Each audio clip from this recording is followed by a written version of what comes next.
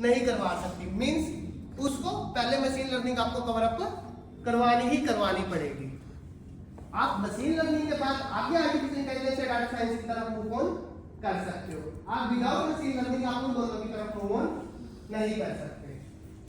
Data science अब basically difference, एक term थी आईओटी एंड आर्टिफिशियल इंटेलिजेंस।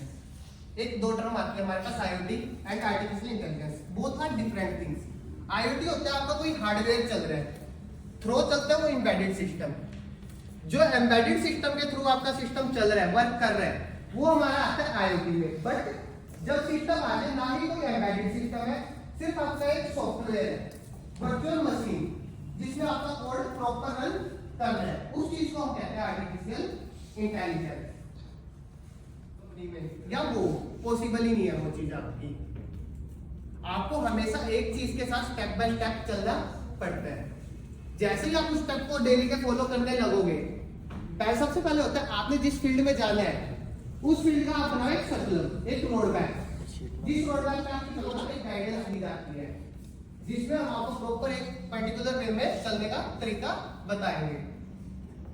इसके साथ साथ हमारी कंपनी आपको कोई है जिसने सीखना चाहता है, लाइक मैंने इस चीज में डेवलपिंग में सीखना है, डाटा साइंस सीखनी है, आर्टिफिशियल इंटेलिजेंस करनी है, तो हम उन स्टूडेंट्स को ट्रेनिंग भी देते हैं। ट्रेनिंग के बाद हम स्टूडेंट्स से क्या करवाते हैं, प्लेसमेंट। जैसे समझिए आप प्लेसमेंट हमारे स्टूडेंट हमारा ऐसे नहीं है कि लाइक आपकी ट्रेनिंग खत्म हुई तो हमने आपको कैबिनेट टाटा बाय बाय नहीं।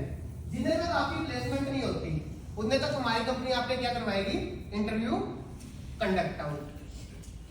बट सबसे बड़ी बात वही कि आपको एक प्रॉपर पर्टिकुलर वे में चलना पड़ेगा, एक प्रॉपर वे में फॉर्म में चलना पड़ेगा। अगर आप स्किल्स को डेवलप करना चाहते हो, आपको डेली के डेली प्रोग्रामिंग करनी पड़ेगी। क्या मतलब मैंने आज जो चीज सिखाई है कल उस चीज में नया अपडेट आ जाए? ऑब्वियसली है, प्रोग्रामिंग है, कभी भी अपडेट आ सकता है।